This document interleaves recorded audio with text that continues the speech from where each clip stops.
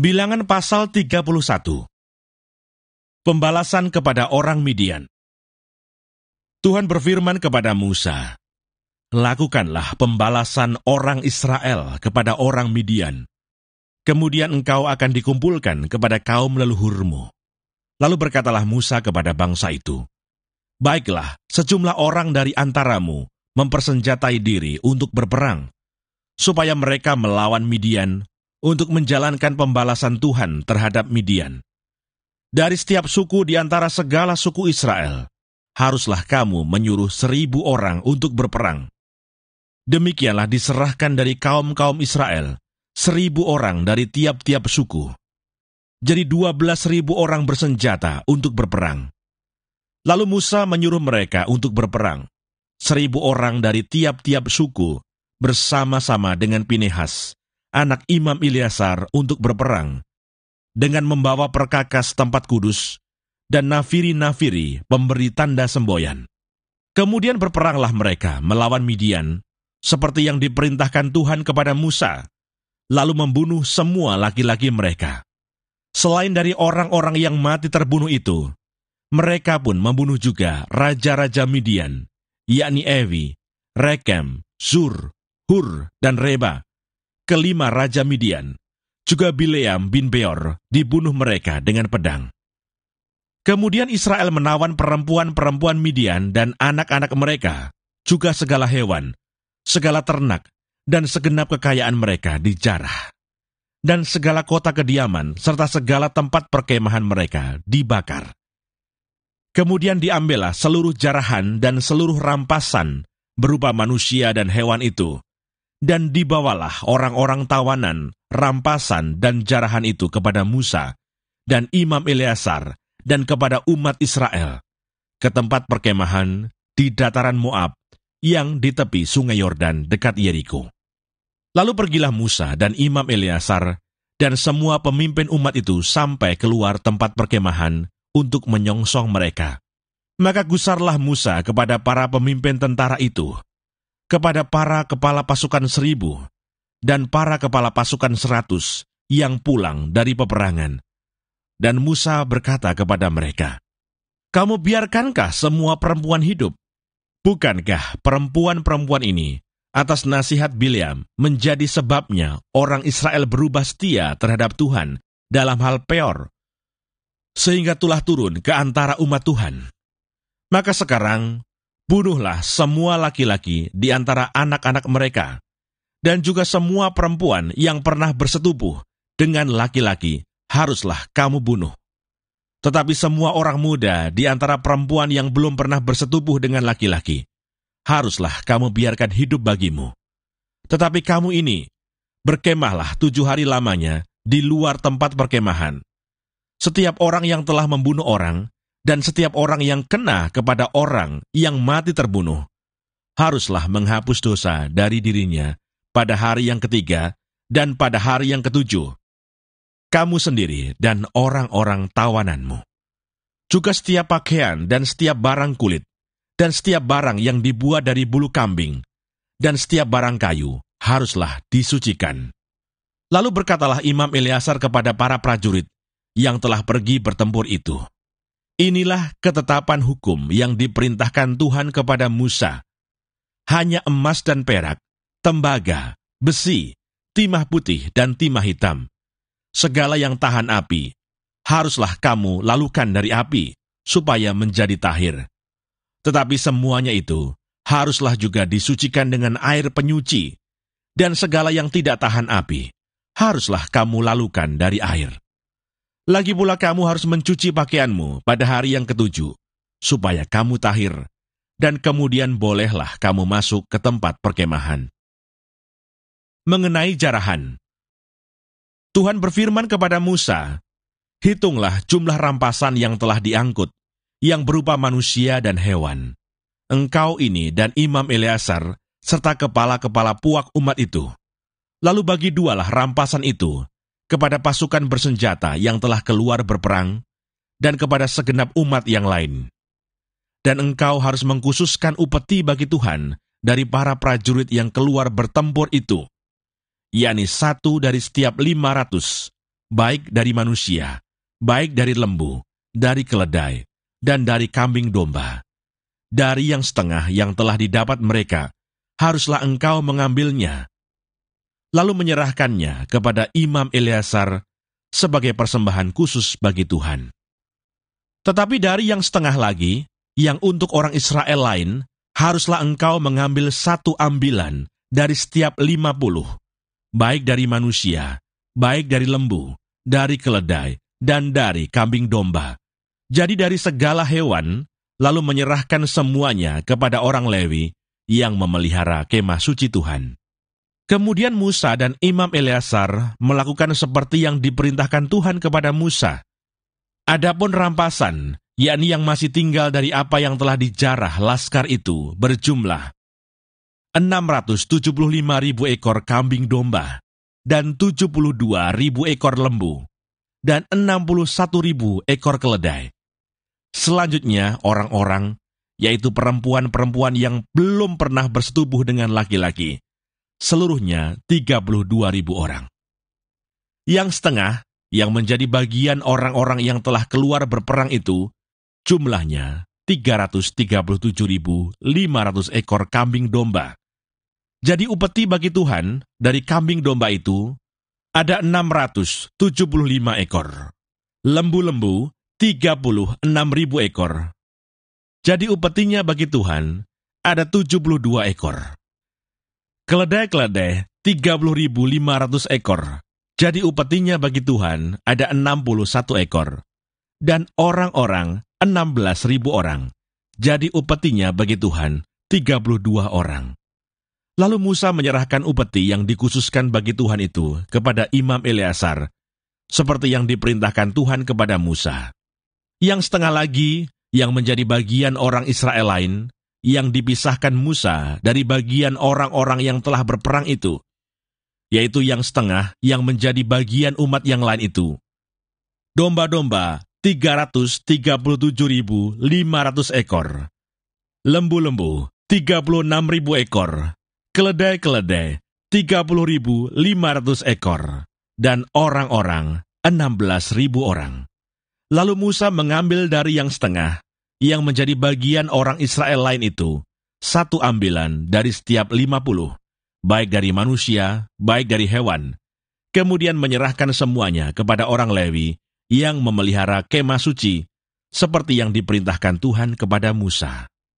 Lalu mendekatlah para pemimpin tentara, yakni kepala-kepala pasukan 1.000 dan kepala-kepala pasukan 100 kepada Musa, serta berkata kepadanya, "Hamba-hambamu ini telah menghitung jumlah prajurit yang ada di bawah kuasa kami, dan dari mereka tidak ada seorang pun yang hilang. Sebab itu kami mempersembahkan sebagai persembahan kepada Tuhan apa yang didapat masing-masing, yakni barang-barang emas, gelang kaki, gelang tangan, cincin meterai, anting-anting, dan kerongsang untuk mengadakan pendamaian bagi nyawa kami di hadapan Tuhan." Maka Musa dan Imam Eleazar menerima dari mereka emas itu, semuanya barang-barang tempaan, dan segala emas persembahan khusus yang dipersembahkan mereka kepada Tuhan, yakni dari pihak kepala-kepala pasukan 1.000 dan kepala-kepala pasukan 100, ada 16.750 sikal beratnya. Tetapi prajurit-prajurit itu masing-masing telah mengambil jarahan bagi dirinya sendiri. Setelah Musa dan Imam Eleazar menerima emas itu dari pihak kepala-kepala pasukan 1.000 dan kepala-kepala pasukan 100, maka mereka membawanya ke dalam kemah pertemuan sebagai peringatan di hadapan Tuhan untuk mengingat orang Israel. Bilangan pasal 32. Penyerahan daerah sebelah timur Sungai Yordan. Adapun Bani Ruben dan Bani Gad, ternaknya banyak, bahkan sangat banyak sekali. Ketika mereka melihat tanah Yaiser dan tanah Gilead, tampaklah tempat itu tempat yang baik untuk peternakan. Lalu datanglah Bani Gad dan Bani Ruben, dan berkata kepada Musa, Imam Eleazar, dan para pemimpin umat itu, Atarot, Dibon, Yaiser, Nimra, Hesibon, Eleale, Sebam, Nebo, dan Beon, negeri yang telah dikalahkan oleh Tuhan untuk umat Israel. Itulah suatu negeri yang baik untuk peternakan, dan hamba-hambamu ini memang ada ternaknya. Lagi kata mereka, jika kami mendapat kasih-Mu, biarlah negeri ini diberikan kepada hamba-hambamu ini sebagai milik. Janganlah kami harus pindah ke seberang sungai Yordan. Jawab Musa kepada Bani Gad dan Bani Ruben itu, masakan saudara-saudaramu pergi berperang, dan kamu tinggal di sini? Mengapa kamu hendak membuat enggan hati orang Israel untuk menyeberang ke negeri yang diberikan Tuhan kepada mereka? Demikian juga dilakukan bapa-bapamu, ketika aku menyuruh mereka dari Kades Barnea untuk melihat-lihat negeri itu. Mereka berjalan sampai ke lembah Eskol, melihat-lihat negeri, dan membuat enggan hati orang Israel, sehingga mereka tidak mau pergi ke negeri yang diberikan Tuhan kepada mereka. Maka bangkitlah murka Tuhan pada waktu itu, dan ia bersumpah, bahwasanya orang-orang yang telah berjalan dari Mesir, yang berumur 20 tahun ke atas, tidak akan melihat negeri yang kujanjikan dengan bersumpah kepada Abraham, Ishak, dan Yakub. Oleh karena mereka tidak mengikut aku dengan sepenuh hatinya, kecuali Kaleb bin Yefune, orang Kenas itu, dan Yosua bin Nun, sebab keduanya mengikut Tuhan dengan sepenuh hatinya. Sebab itu bangkitlah murka Tuhan kepada orang Israel, sehingga ia membuat mereka mengembara di padang gurun 40 tahun lamanya, sampai habis mati segenap angkatan yang telah berbuat jahat di mata Tuhan. Dan sekarang kamu bangkit ganti bapa-bapamu, suatu kawanan orang-orang berdosa, untuk menambah lagi murka Tuhan yang menyala-nyala kepada orang Israel itu. Jika kamu berbalik membelakangi dia, maka kamu akan lebih lama lagi dibiarkannya tinggal di padang gurun, dan kamu akan membawa kemusnahan atas seluruh bangsa ini. Tetapi mendekatlah mereka kepadanya serta berkata, kami hendak mendirikan kandang-kandang kambing domba di sini untuk ternak kami, dan kota-kota untuk anak-anak kami. Tetapi kami sendiri akan mempersenjatai diri, dan dengan bersegera kami akan berjalan di depan orang Israel, sampai kami membawa mereka ke tempatnya. Sementara itu anak-anak kami akan tinggal dalam kota-kota yang berkubu oleh karena penduduk negeri ini. Kami tidak akan pulang ke rumah kami, sampai setiap orang Israel memperoleh milik pusakanya. Sebab kami tidak mau menerima milik pusaka di seberang sungai Yordan sana, dan seterusnya. Apabila kami mendapat milik pusaka di seberang sungai Yordan sini, di sebelah timur. Lalu berkatalah Musa kepada mereka, jika kamu hendak berbuat demikian, jika kamu hendak mempersenjatai diri untuk berperang di hadapan Tuhan, dan setiap orang dari kamu yang telah bersenjata hendak menyeberangi sungai Yordan di hadapan Tuhan, sampai ia menghalau musuh-musuhnya dari hadapannya, sehingga negeri itu takluk ke hadapan Tuhan. Dan jika kemudian kamu pulang, maka akan bebaslah kamu dari kewajibanmu kepada Tuhan dan kepada Israel, dan negeri ini pun akan menjadi milikmu di hadapan Tuhan. Tetapi jika kamu tidak berbuat demikian, sesungguhnya kamu berdosa kepada Tuhan, dan kamu akan mengalami bahwa dosamu itu akan menimpa kamu. Dirikanlah kota-kota bagi anak-anakmu, dan kandang-kandang bagi kambing dombamu, dan perbuatlah apa yang telah kamu ucapkan. Maka berkatalah Bani Gad dan Bani Ruben itu kepada Musa, hamba-hambamu ini akan berbuat seperti yang diperintahkan tuanku. Anak-anak dan istri-istri kami, ternak dan hewan kami, akan tinggal di sini, di kota-kota Gilead. Tetapi hamba-hambamu ini akan menyeberang di hadapan Tuhan untuk bertempur, yakni setiap orang yang bersenjata untuk berperang, seperti yang dikatakan tuanku. Lalu Musa memberi perintah mengenai mereka kepada Imam Eleazar dan kepada Yosua bin Nun dan kepada kepala-kepala puak dari suku-suku Israel. Kata Musa kepada mereka, jika Bani Gad dan Bani Ruben itu telah menyeberangi sungai Yordan bersama-sama dengan kamu untuk berperang di hadapan Tuhan, yakni semuanya orang yang bersenjata untuk berperang, dan jika negeri itu telah takluk kepadamu, maka haruslah kamu memberikan tanah Gilead kepada mereka sebagai milik. Tetapi jika mereka tidak menyeberang dengan bersenjata bersama-sama dengan kamu, maka haruslah mereka menerima tanah miliknya di tengah-tengahmu, di tanah Kanaan. Lalu Bani Gad dan Bani Ruben itu menjawab, apa yang difirmankan Tuhan kepada hamba-hambamu ini akan kami lakukan. Kami sendiri akan menyeberang dengan bersenjata di hadapan Tuhan ke tanah Kanaan. Tetapi bagi kami, tetaplah tanah milik pusaka kami di seberang sungai Yordan sini. Lalu Musa memberikan kepada mereka, kepada Bani Gad, kepada Bani Ruben, dan kepada setengah suku Manasye bin Yusuf, kerajaan Sihon, raja orang Amori, dan kerajaan Og, raja Basan, yakni negeri mereka beserta kota-kotanya di seluruh negeri itu, dengan daerah-daerah setiap kota itu. Maka Bani Gad membangun kota-kota Dibon, Atarot, Aroer, Atarot Sofan, Yeser, Yogbeha, Bet Nimrah, Bet Haran, sebagai kota-kota yang berkubu, dan sebagai tempat kandang-kandang kambing domba. Dan Bani Ruben membangun kota-kota Hesibon, Eleale, Kiryataim, Nebo, Baalmeon, dengan mengganti nama-namanya, dan Sibma, dan mereka memberi nama lain kepada kota-kota yang dibangun mereka itu. Bani Makir bin Manasye pergi ke Gilead. Mereka merebutnya dan menghalaukan orang Amori yang ada di sana. Lalu Musa memberikan Gilead kepada Makir bin Manasye, dan diamlah ia di sana. Yair anak Manasye pergi merebut dusun-dusunnya dan menamainya Hawat Yair. Nobah pergi merebut Kenat dengan segala anak kotanya, dan menamainya Nobah menurut namanya sendiri. Bilangan pasal 33. Tempat-tempat persinggahan orang Israel di padang gurun. Inilah tempat-tempat persinggahan orang Israel setelah mereka keluar dari tanah Mesir, pasukan demi pasukan, di bawah pimpinan Musa dan Harun. Musa menuliskan perjalanan mereka dari tempat persinggahan ke tempat persinggahan, sesuai dengan titah Tuhan. Dan inilah tempat-tempat persinggahan mereka dalam perjalanan mereka. Mereka berangkat dari Rameses pada bulan yang pertama, pada hari yang ke-15 bulan yang pertama itu. Pada hari sesudah Paskah berjalanlah orang Israel keluar, oleh tangan yang dinaikkan, di depan mata semua orang Mesir.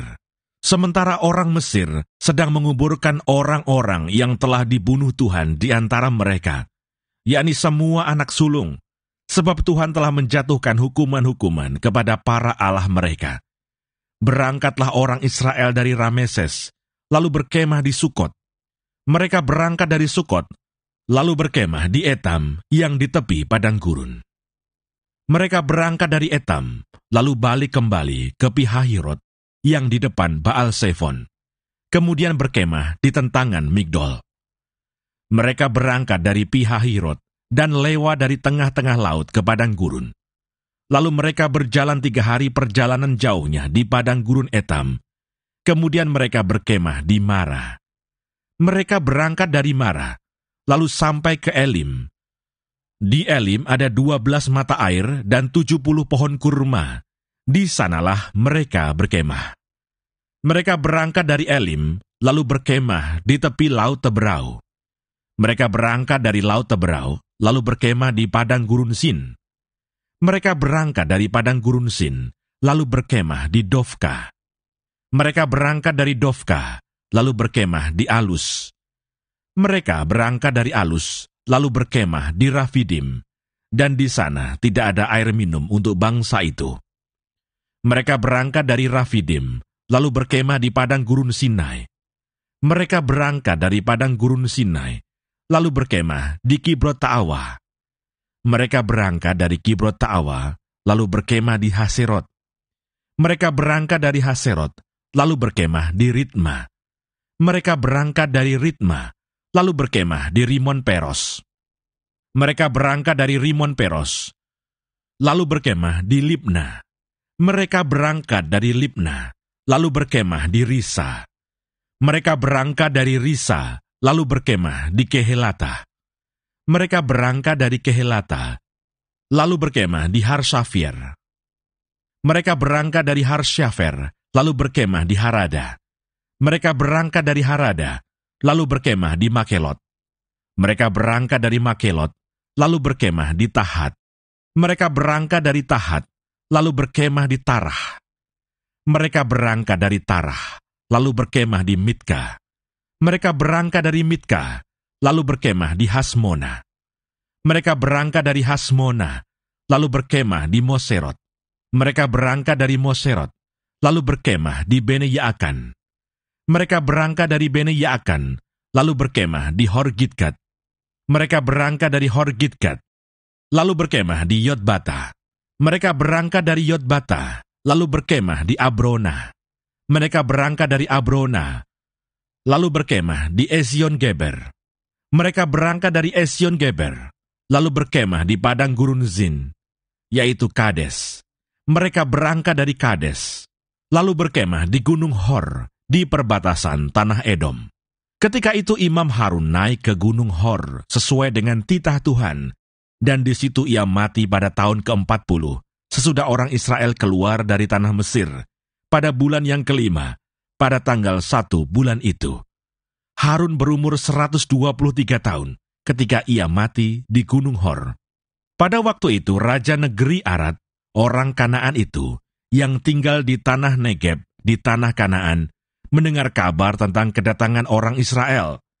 Berangkatlah mereka dari Gunung Hor, lalu berkemah di Salmona.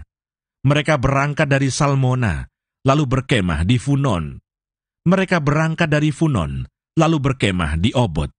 Mereka berangkat dari Obot, lalu berkemah dekat reruntuhan di Abarim di daerah Moab.